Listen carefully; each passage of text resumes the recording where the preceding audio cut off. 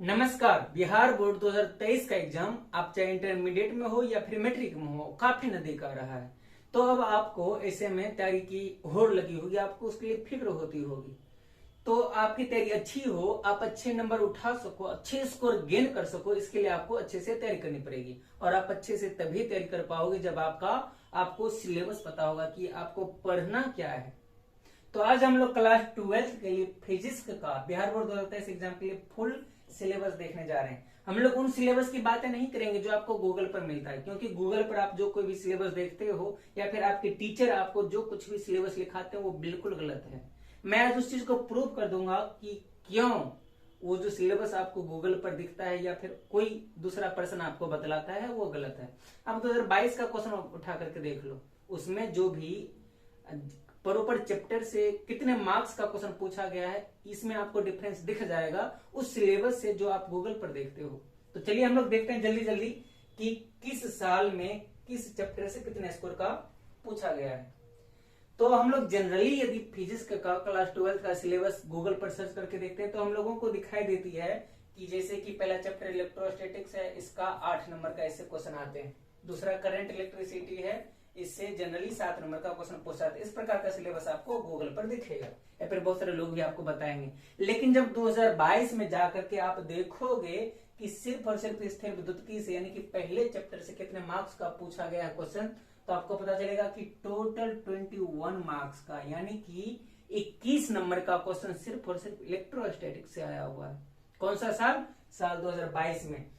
इस प्रकार का पूरा एनालिसिस सभी चैप्टर्स के लिए, इलेक्ट्रोस्टैटिक्स से लेकर के संचार व्यवस्था के लिए तक का, और 2022 से लेकर के 2012 तक का, 2012 से 2022 यानी कि पिछले 10 सालों में किन किन चैप्टर से कितने कितने मार्क्स का क्वेश्चन आया हुआ है, उन सभी का विश्लेषण हमारे पास है। यदि इसको देखोगे तो आपको पता चलेगा कि आप जो कोई भी सिलेबस देखते हो वो बिल्कुल गलत है। आपको जो भी तैयारी करनी है इसी प्रीवियस ईयर के आधार पर करनी है, क्योंकि प्रीवियस ईयर यानी कि पिछले साल का क्वेश्चन ये हमारा आईना होता है। प्रीवियस ईयर हमें ये दिखाता है कि क्वेश्चन किस प्रकार के आते हैं और किस चैप्टर को ज्यादा मान्यता मिलती है, किस चैप्टर से ज्यादा क्वेश्चन आते हैं। तो यदि 2022 पर सिर्फ और सिर्फ गौर करना शुरू करें तो आपको दिखेगी कि 21 नंबर का स्थिर विद्युत्की से और करीब करीब 30 नंबर का विद्युत धारा का चुंबकीय प्रभाव से दिख रहा है। हाँ, इस साल आया था 30 नंबर का टोटल विद्युत धारा के चुंबकीय प्रभाव से। और उसके बाद एक और चैप्टर दिखेगा ऑप्टिक्स, ये 33 मार्क्स का था। इसमें एक और बात याद रखने वाली, ध्यान देने वाली है कि अथवा का क्वेश्चन जो होता है, डबल जो क्वेश्चन होता है उसको भी मिला लिया गया है। उन सभी बातों पर हम लोग डिस्कस करेंगे। और यदि आप बिहार बोर्ड के लिए प्रिपरेशन कर रहे हो तो आपको इतनी बात पता होगी। तो अथवा को मिला करके भी है। और 2022 और 21 में क्वेश्चन की संख्या क्या हो गया था, डबल हो गया था, दुगुनी हो गई थी। इन सभी बातों को आपको ध्यान में रखना है। 2022 में क्वेश्चन की संख्या, ऑब्जेक्टिव क्वेश्चन की संख्या थोड़ा सा बढ़ा था 18-19 की तुलना में। इन सभी चीजों को देखते हुए भी यदि हम लोग बात करेंगे तो 22 में सबसे ज्यादा यदि देखें तो ऑप्टिक्स से 33 नंबर का, उसके बाद विद्युत धारा के चुंबकीय प्रभाव 30 नंबर का, उसके बाद देखें तो शायद ये स्थिर विद्युत्की से 21 नंबर का, और ये विद्युत चुंबकीय प्रेरण और प्रत्यावर्ती धारा यानी कि इलेक्ट्रोमैग्नेटिक इंडक्शन और अल्टरनेटिंग करंट से भी 19 नंबर का क्वेश्चन है। इस प्रकार से विद्युत चुंबकीय तरंग से 5 नंबर का, और ये पदार्थ का द्वैत प्रकृति विकिरण मॉडर्न का पार्ट, ये सब के सब क्या चीज है, मॉडर्न है। ये सब के सब मॉडर्न फिजिक्स का पार्ट है। इन सब के मिला करके देखें तो 2 7 9 7 16, इसमें तो 0 संचार व्यवस्था से इसमें 0 क्वेश्चन पूछा गया था। तो ये साल दर साल बदलते रहता है, लेकिन इन चीजों को देख करके हम लोग एक अनुमान लगाएंगे। अच्छा चलिए, 21 और 20 में तो क्वेश्चन की संख्या डबल थी, लेकिन 20 में थोड़ा सा क्वेश्चन की संख्या ऑब्जेक्टिव का बढ़ाया गया था। उसमें देखते हैं क्या हालत है। इसमें भी यदि आप गौर करोगे तो सबसे ज्यादा जो अंक पूछा गया वो ऑप्टिक्स का ही है, यानी कि प्रकाशिकी का ही है, 26 नंबर टोटल। और उसके बाद बात करें तो फिर उसके बाद बारी आती इसी का विद्युत धारा के चुंबकीय प्रभाव का ही। फिर उसके बाद इलेक्ट्रोस्टैटिक्स से 12 नंबर, करंट इलेक्ट्रिसिटी से 15 नंबर। इस प्रकार से विद्युत धारा का ये विद्युत चुंबकीय प्रेरण और प्रत्यावर्ती धारा दोनों मिलाकर 9 नंबर का, विद्युत चुंबकीय तरंग से 5 नंबर का, और यहाँ से मॉडर्न में ये सब के सब मॉडर्न फिजिक्स के अंतर्गत आ जाएंगे।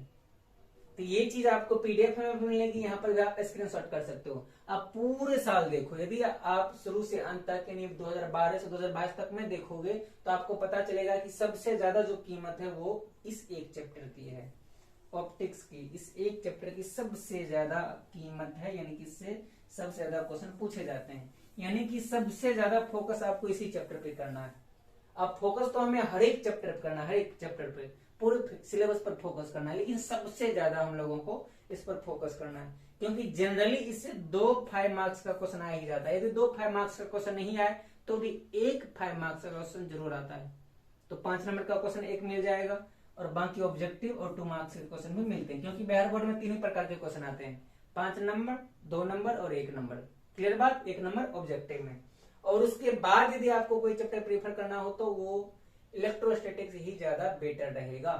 उसके बाद यदि आपको कोई चैप्टर फोकस करना हो, क्योंकि ये इलेक्ट्रोस्टैटिक्स स्थिर विद्युत की पहला चैप्टर है और पहला चैप्टर में लगभग सबका पकड़ मजबूत बना होता है, तो सबसे ज्यादा प्रकाशिकी को फोकस करना, उसके बाद स्थिर विद्युत की का, फिर उसके बाद हो सके तो विद्युत धारा का, क्योंकि ये भी 16 था, 22 में 21 में 10 नंबर का, 20 में 15 नंबर, 19 में 14 नंबर का, 18 में 8 नंबर और 17 में 12 नंबर।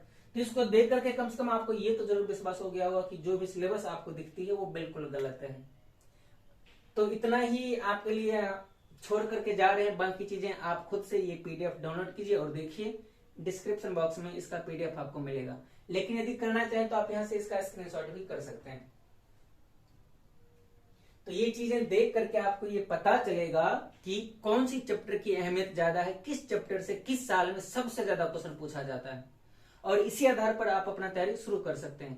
तो यदि ये चीजें आपको काम की लगी होगी तो आपका जो भी दोस्त है उसको भी जरूर ये दिखाइए और उसको भी इस प्रकार की सलाह दीजिए, सजेशन दीजिए कि किन किन चैप्टर पर ज्यादा फोकस करना है। और हालांकि पढ़ना तो पूरा सिलेबस, यदि आप पूरा सिलेबस नहीं पढ़ते फिर तो दिक्कत वाली बात है, लेकिन किन चैप्टर थोड़ा ज्यादा फोकस करना है उसको आप इन चीजों को देख करके अनुमान लगा सकते हैं। और ये तो पिछले 2012 से लेकर के 2022 10 साल का रिकॉर्ड है कि किस चैप्टर से कितना नंबर का क्वेश्चन आता है, आ चुका है। इसी आधार पर हम लोग 23 के लिए भी प्रिपरेशन कर सकते हैं और अंदाजा लगा सकते हैं। तो आज के लिए इतना ही। यदि ये चीज अच्छी लगी तो वीडियो को लाइक करके, कमेंट करके और अपने दोस्तों को भी जरूर शेयर करें। धन्यवाद।